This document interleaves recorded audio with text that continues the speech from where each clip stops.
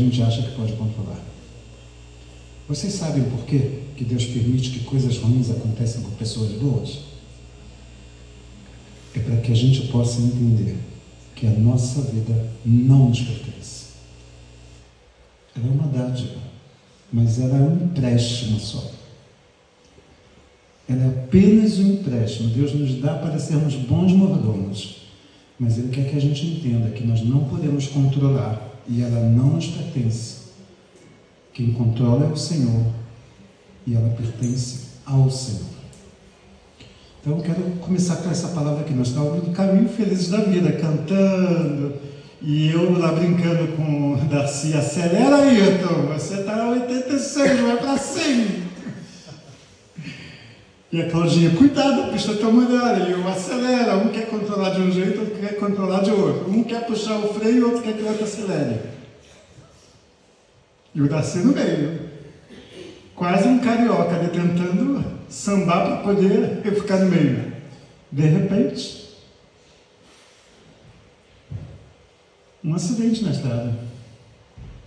A gente pensou em sair um pouco mais cedo, né? Se a gente tivesse saído um pouco mais cedo, a gente estava no acidente. Se a gente saísse um pouco mais cedo, a gente estava no acidente. Nós não podemos controlar nada. Então a gente fica no acidente. Acho que o pastor Josimar: estamos a 500 metros de um acidente. E ele fala: talvez você possa sair pelo acostamento e pegar a direita. Não tinha como sair, a gente estava depois já parado a 300 metros do lugar e não tinha. E aí vem a polícia começa a fazer um pouco de ordem no local, de desviar. Graças a Deus conseguimos chegar. Mas eu acho que os irmãos devem ter cantado 1h30, né? 1h30. O louvor começou, vocês não puderam controlar o louvor também. Teve que esticar o louvor. O pastor Jormar esticou o café.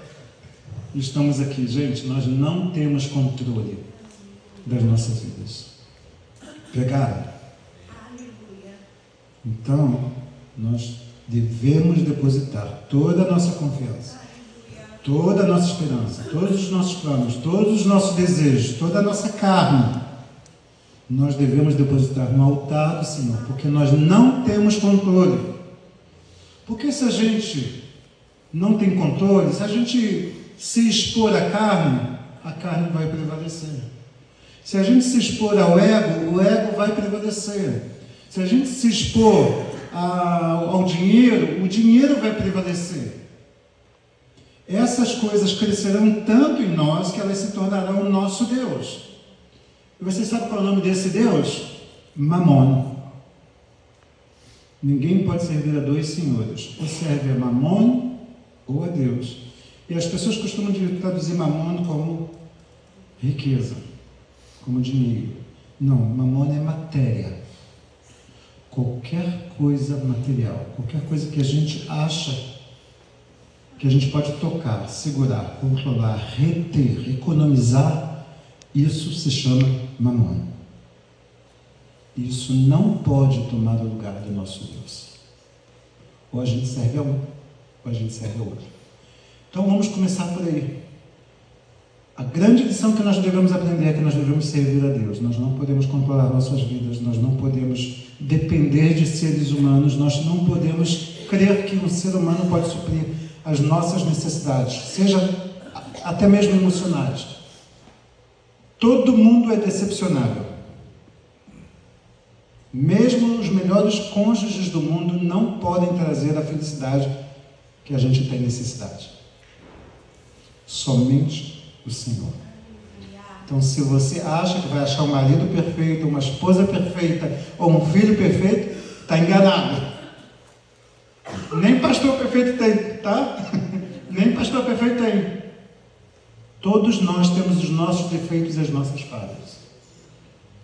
A nossa confiança, o nosso desejo, o nosso amor, a nossa esperança tem que estar no Senhor. Bem, eu vou falar um pouco sobre Israel e a gente vai ter um segundo período à noite, mas eu quero aproveitar e começar a falar sobre Israel baseado em Romanos capítulo 11. Eu acho que estavam esperando um louro de olhos azuis com o nome, né? Miguel Nikolaevski.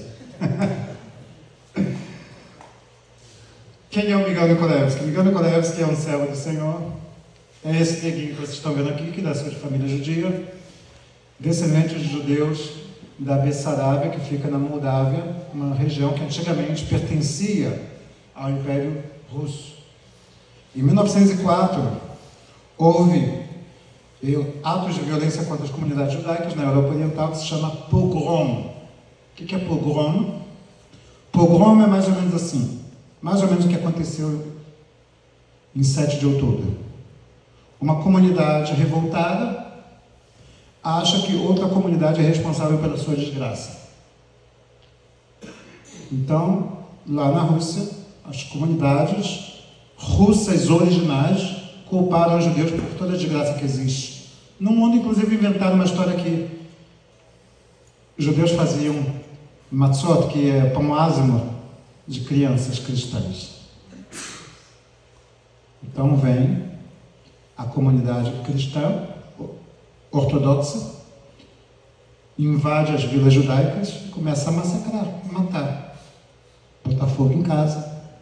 Então, em 1904, acontece uma desgraça, matam cerca de 200 judeus na região da Bessarábia.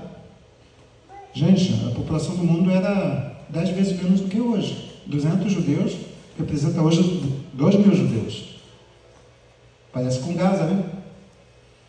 Então, os que sobrevivem começam a pedir ajuda a outras comunidades judaicas para poder sair dessa situação. E a minha família vem para o Brasil, para Rio Grande do Sul, 4 irmãos. Quem conhece 4 irmãos? Já ouviu falar em 4 irmãos? No Rio Grande do Sul? Um dos irmãos era meu bisavô.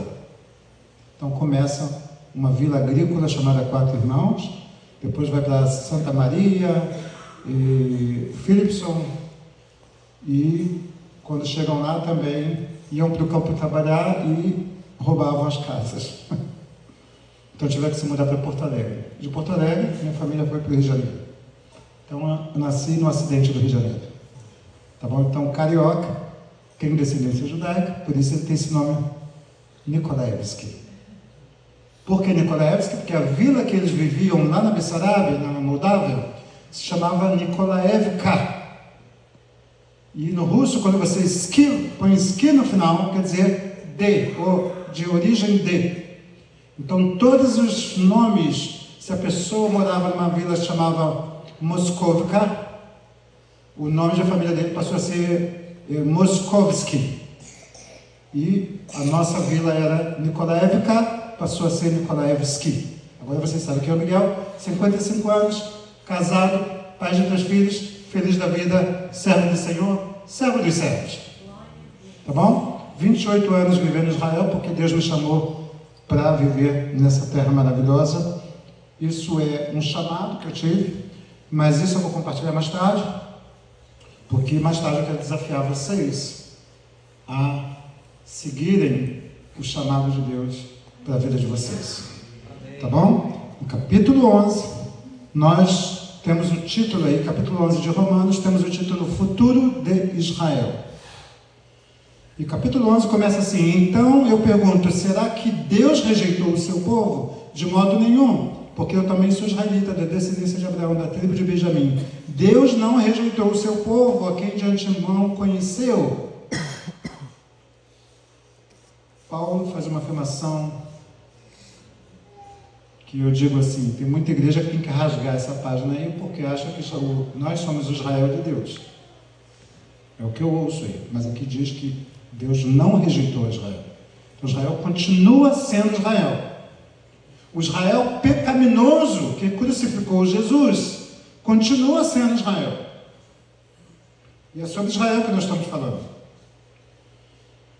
Versículo 11 diz assim, Romanos 11, 11. Nunca esqueçam desse versículo. Então pergunto, será que eles tropeçaram para que caíssem? Quer dizer, Deus deixou eles tropeçarem, negarem a Jesus, para jogar eles no inferno? Para que sejam exterminados? Massacrados pelos árabes no século XX? Ou por Hitler? Não, século XXI, por Hitler no século XX? no século VI pelos bizantinos, no século VII pelos muçulmanos, para serem massacrados, lançados no inferno, apagados da história. Foi para isso que Deus fez? Que eles tropeçassem, não se levantassem nunca mais? Então eu pergunto, será que eles tropeçaram para que caíssem? De modo nenhum, mas pela transgressão deles, a salvação chegou aos gentios. A palavra gentios quer dizer povos. A salvação chegou aos povos, porque Deus permitiu que o povo de Israel caísse. Agora vamos inverter a situação. E se Deus não permitisse que Israel caísse? O que seria de nós, os povos?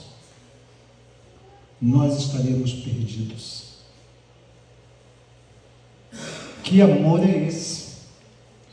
De um Deus que manda o seu Filho, o único Filho, que vai à cruz, morre por nós, desce às profundezas da terra, seu único Filho sem pecado, para que a gente possa crer nele e ser salvo. E que Deus é esse que pega o seu povo eleito, deixa ele tropeçar, tira ele da terra da promessa por 2000 anos, para que vocês possam ouvir falar quem é Jesus. Vocês entendem o paralelo que existe aqui? Entre a figura de Jesus como primogênito rejeitado pelos judeus e o próprio povo de Israel que é rejeitado pelo mundo. As nações do mundo rejeitam o fato de Israel existir e o fato de que Jerusalém é a capital de Israel e que Israel pertence ao povo judeu. Da mesma forma que o povo judeu, por 2000 anos, tem rejeitado o Filho de Deus.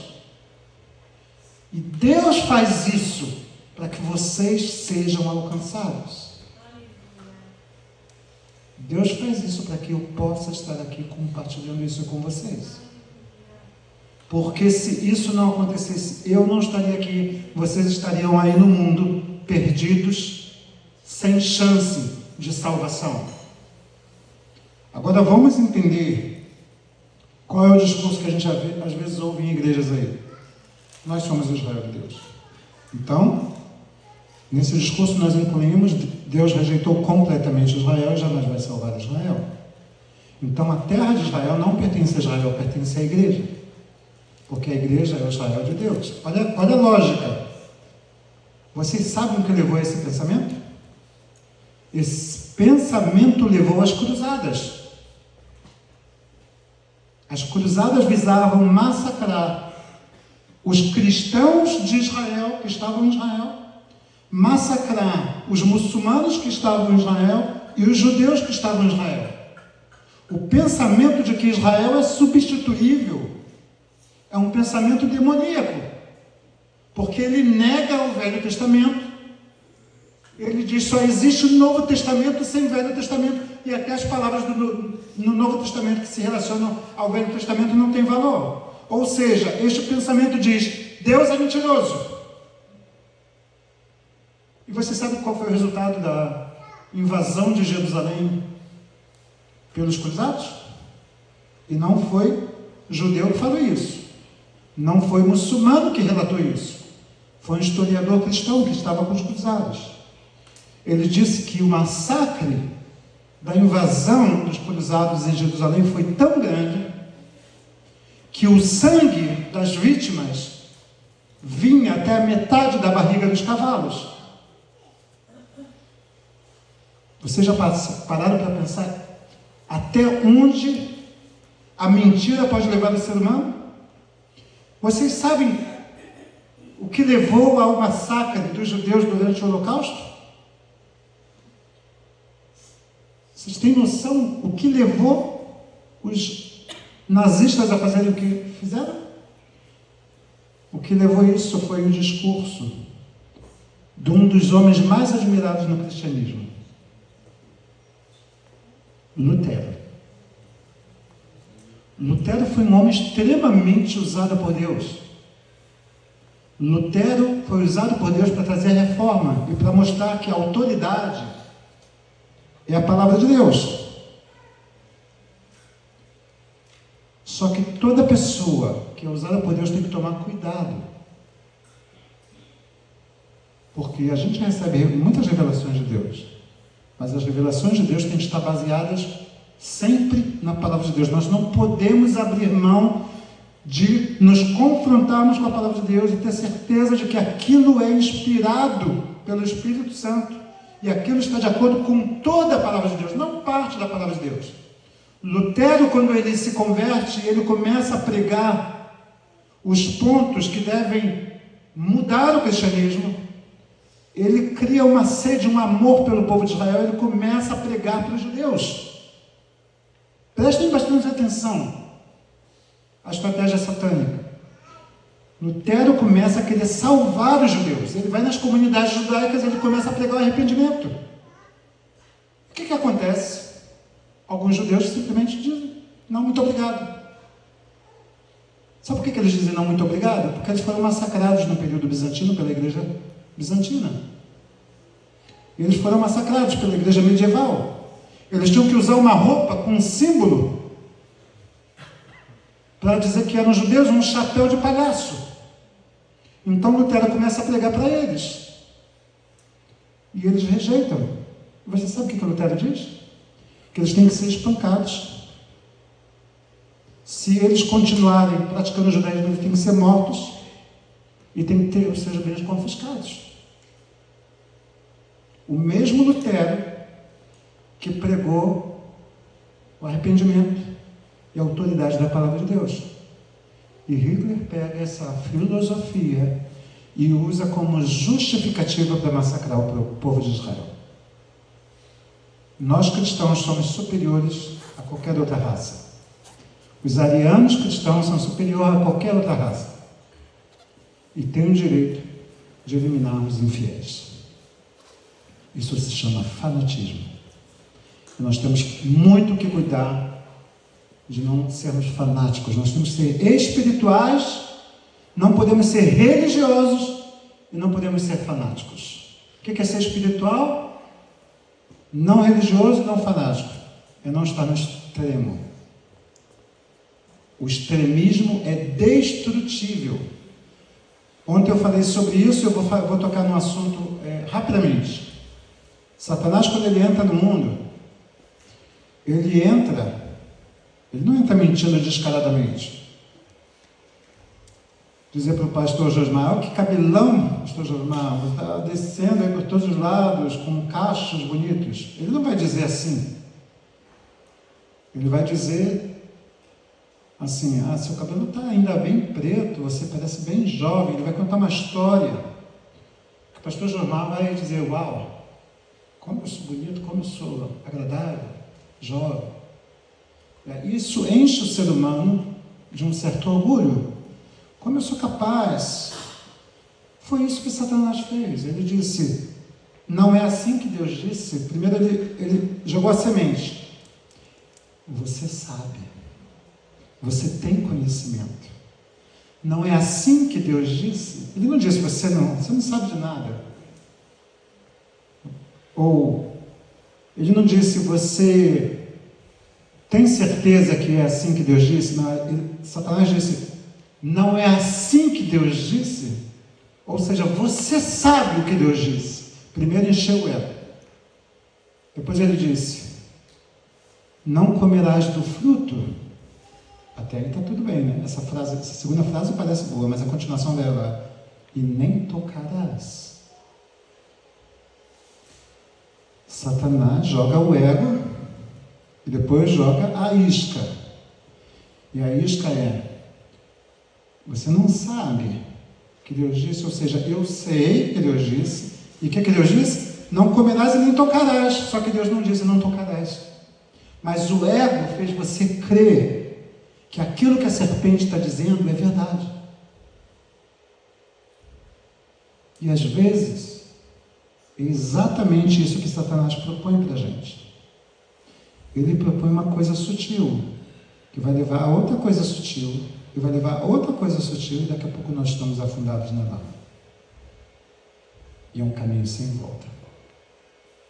A não ser que haja realmente arrependimento. que o processo de arrependimento dói. E muito. Mas, não vim assim tanto para pregar agora de manhã, vim mais para a gente falar sobre Israel.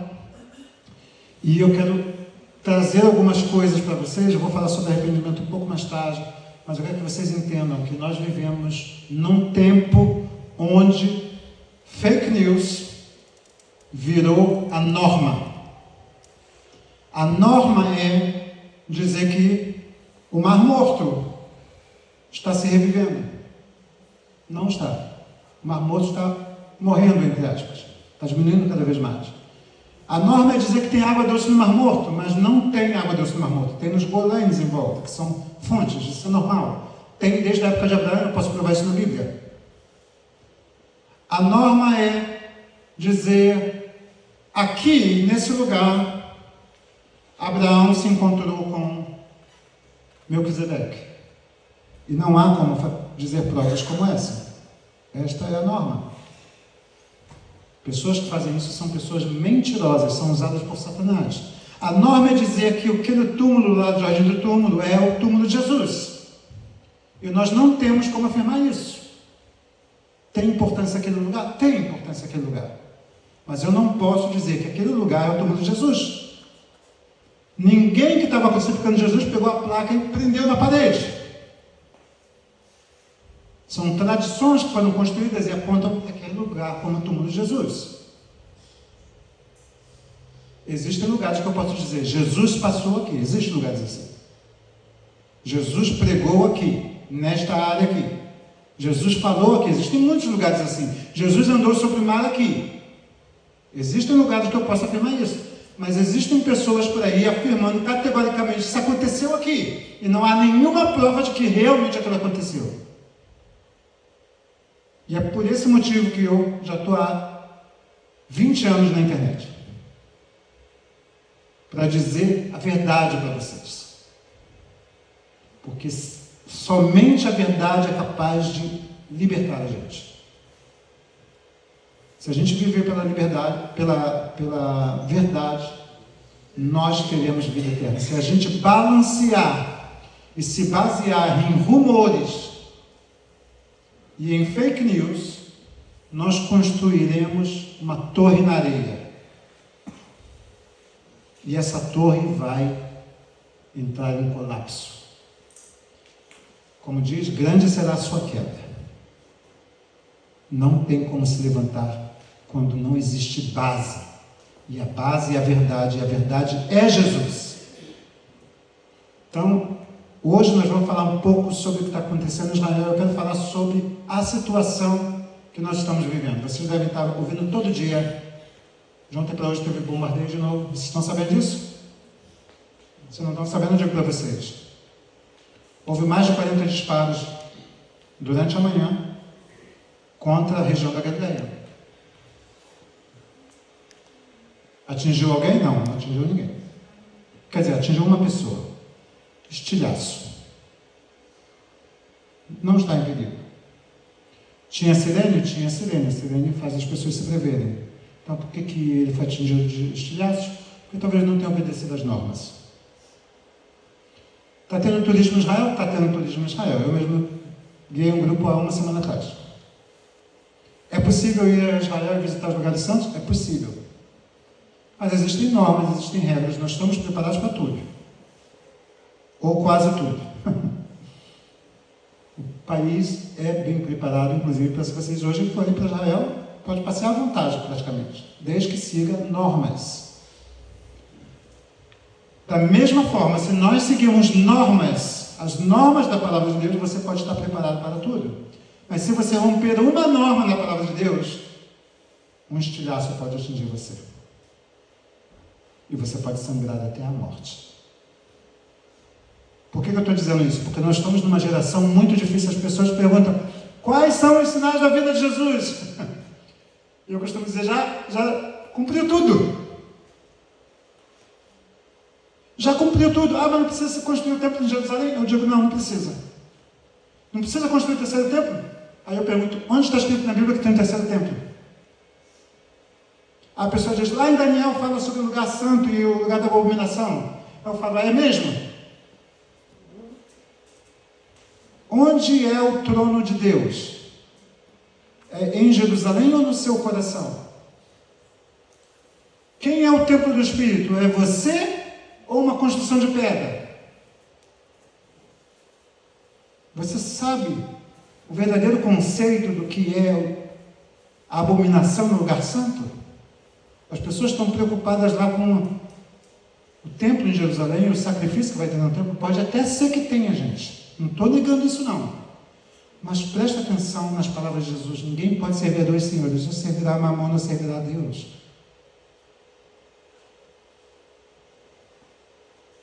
Ou você, no seu templo, Jesus diz, quem derrubar esse templo, eu o levantarei em 3 dias.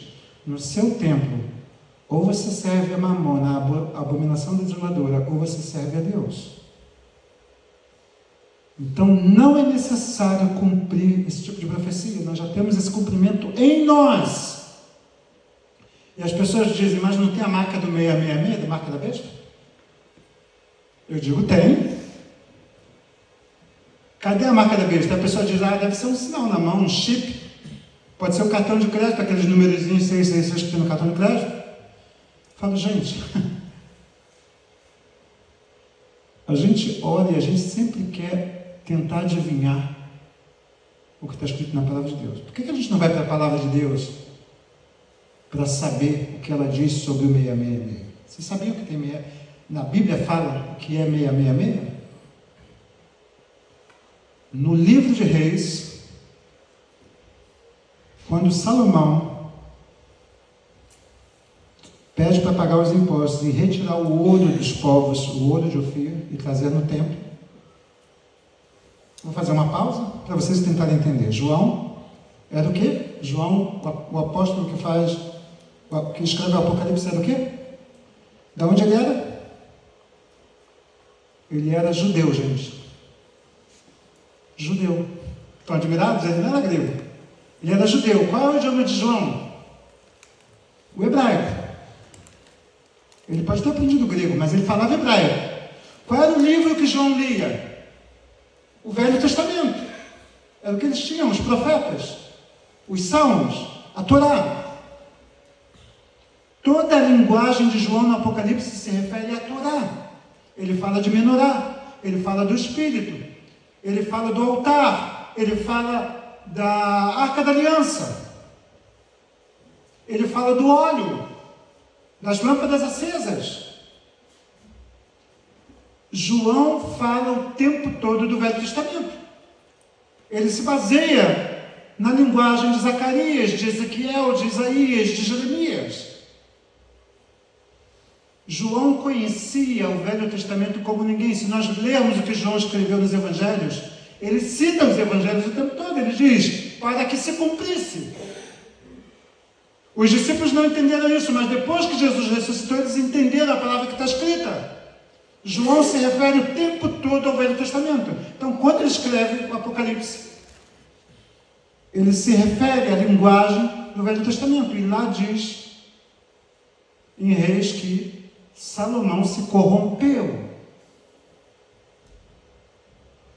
com as mulheres, adorando aos deuses das mulheres, mas não foi só isso. Ele se corrompeu cobrando impostos altos e taxas altas e trazendo ouro do mundo inteiro. E qual era o peso do ouro que Salomão trouxe? 666 ciclos de ouro. No começo, eu falei para vocês que Mamon não é o dinheiro. Eu falei para vocês que Mamon é a matéria. É o corpo da mulher que você quer ou o corpo do homem que você quer. É a casa grande que você quer ou o carro grande que você quer. É o título que você quer ou a faculdade que você quer. Tudo aquilo que você deseja, mais do que deseja o seu Deus, isto é mamona. Então, se você está nessa situação, gente, lembre-se do que está escrito. Se fosse possível, enganaria os santos. Eu falo isso, eu fico arrepiado. Sabe por quê? Porque há muito tempo eu ficava preocupado com o sinal físico do 666. Era um chip, um cartão, uma conta ou uma senha. Diz lá que você precisa, que naquele tempo estarão marcados na direita e na fronte. Vocês sabem o que é a direita e a fronte? Quando nós falamos, quando os judeus falam o Shema Israel, que é a oração Ouve, ó Israel, é a única oração ordenada na Bíblia para o povo de Israel, e o povo de Israel faz essa oração 3 vezes ao dia. 3 vezes ao dia nós falamos Shema Israel, Ouve, ó Israel, Adonai Eloheinu, Senhor nosso Deus, Adonai Echad, é um, o Senhor é um. E continua a oração, Ve'ahavta et Adonai Elohecha, e amarás o Senhor teu Deus, Bechol levavcha, de todo o seu coração, Bechol nafshecha, de toda a sua alma, o Bechol meotcha, de todo o teu entendimento. E diz lá, e estas são as palavras que atarás na sua direita e nos frontais da sua testa. Isto está escrito no livro de Números, gente. No livro de Números, a palavra tem que estar atada na mente e na mão, na fronte e na mão. Agora a gente precisa entender um pouquinho de hebraico para entender esse conceito. A mão em hebraico significa yad. Yad, yamin, quer dizer, a mão direita, a destra, direita, tá? O conceito de mão no hebraico a palavra significa 2 coisas. Na verdade, pode significar 3, mas 2 estão relacionadas. Yad é mão, yad pode ser o braço todo também, tá? Pode ser o braço todo, mas também yad quer dizer memorial físico, pode ser um pilar, um monumento, mas pode ser memorial na mente. Então, quando a Bíblia diz, prenderás na sua mão, a minha palavra prende na sua mão, qual é a palavra? Amarás ao Senhor teu Deus de todo o teu coração, de toda a tua alma, de todo o teu entendimento. Prender na mão significa, lembre-se disso, lembre-se disso. A mente tem que lembrar que existe algo que tem que estar acima de tudo, e isso é o seu Deus. Porque se isso não estiver lá, quem vai estar? Mamon. Mamon. Quer saber o que é mais mamon? Abre o celular aí, fica lá fazendo reels o dia todo. Deu 11% de reels e para Deus só 10%. Quem é o teu Deus? É o reels. Abre o seu Netflix. Você tem 24 horas, ficou 2 horas e meia de Netflix? Já era. Você já está vendido para Mamona. E ninguém engane vocês não, gente. Ninguém engane vocês. Continuem nesse processo, vocês estão perdidos, porque o que está no trono do seu coração não é Deus, é Mamon. Você está se enganando, você pode vir para a igreja, levantar as mãos, adorar, cantar, dizer que ama, mas você não pratica isso, você está perdido, você vai para o inferno, porque Satanás está te enganando. Mas a palavra de Deus, ninguém vos engane. E eu estou aqui para dizer isso para vocês. Ninguém vos engane. Porque se a gente dedicar o máximo que a gente puder à palavra de Deus, ao Espírito de Deus, Satanás vai correr. Satanás vai correr porque nós temos a palavra de Deus. E como Jesus combateu Satanás? Ele combateu com a palavra de Deus. E como se combate a carne? Fugir a carne. Não adianta você querer usar a palavra de Deus para a carne, porque a sua carne vai usar até a palavra de Deus para te mostrar coisas ilícitas que você pode fazer. A carne diz, fuja da carne. Por que fugir da carne? Porque você não pode controlar o seu corpo. Eu falei isso no começo. Nós não controlamos nossas vidas. Nós não controlamos nossa carne, nossos desejos.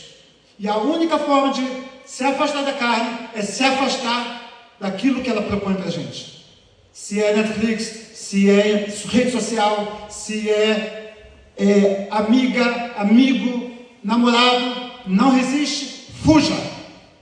Porque Satanás vai usar a sua carne e a carne dessa pessoa ou aquilo que é oferecido, aquele prato satânico que é oferecido todo dia nas telas, ele vai usar isso para te levar para o inferno. E eu vou dizer uma coisa para vocês. Vocês não têm ideia do que é o inferno. Vocês não têm ideia. Eu tenho conversado com algumas pessoas que estiveram lá. Eu recebi testemunhos de pessoas que estiveram lá. E uma delas é a minha mãe. Quando ela saiu de lá do coma, ela reuniu a família. Ela falou, gente, vamos nos arrepender agora. Todo mundo. Vocês não têm ideia do que é o inferno. Não queiram estar nessa posição. Eu conheci outras pessoas que falaram sobre o inferno comigo. Vocês não imaginam o que é estar longe da presença de Deus. O que é estar sem esperança de encontrar o nosso Deus novamente.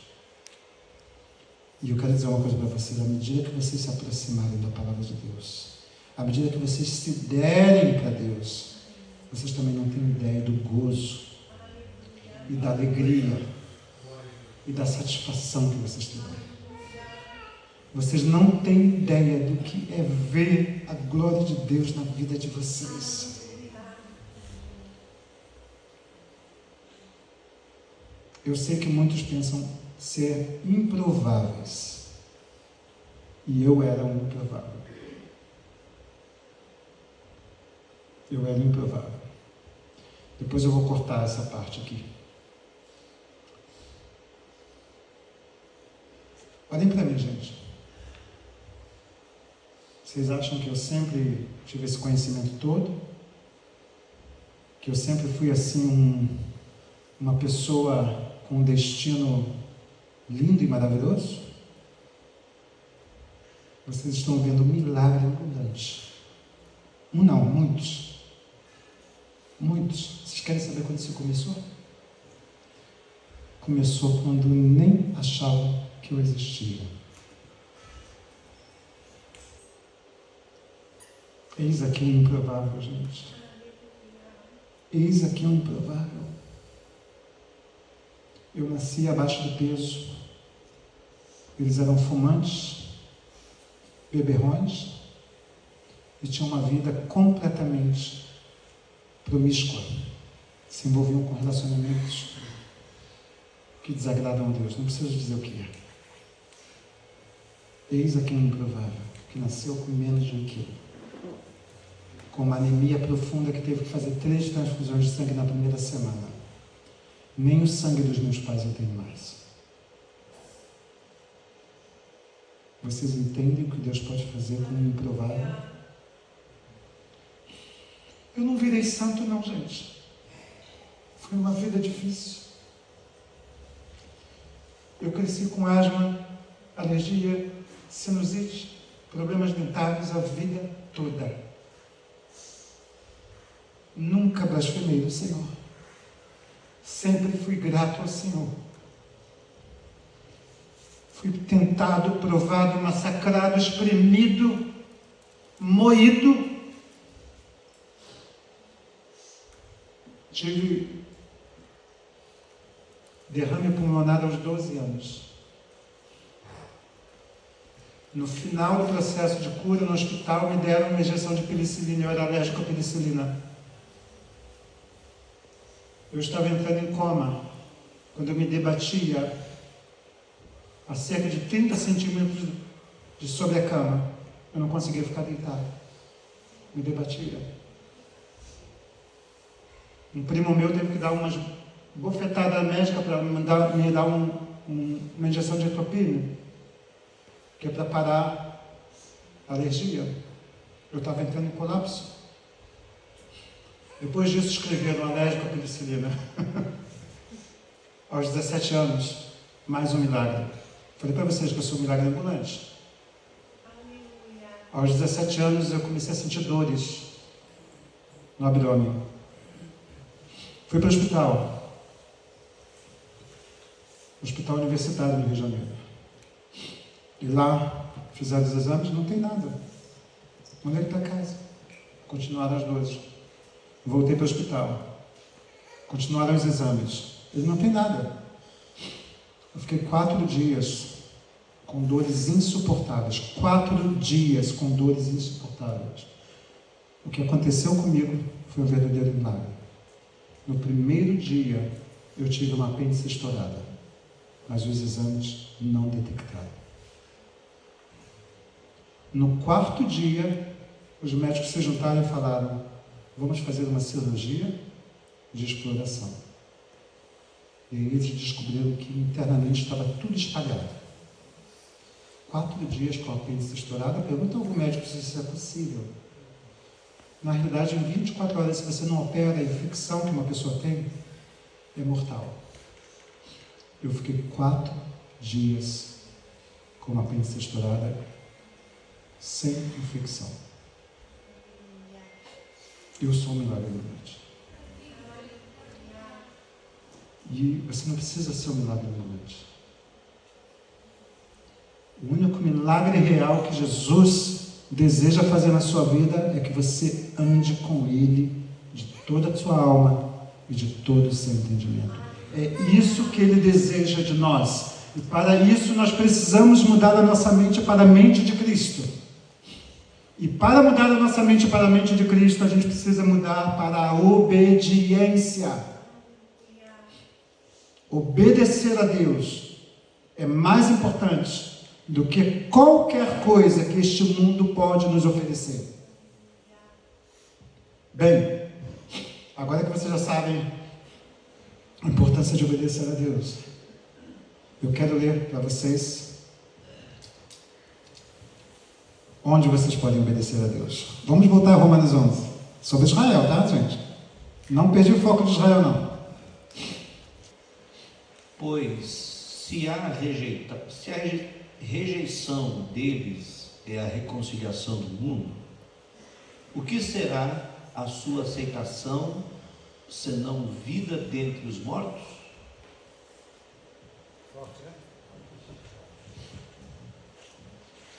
Pois se a rejeição deles é a reconciliação do mundo, o que será a sua aceitação, senão vida entre os mortos? Agora eu vou ler em hebraico, para vocês entenderem um pouquinho mais. Tá?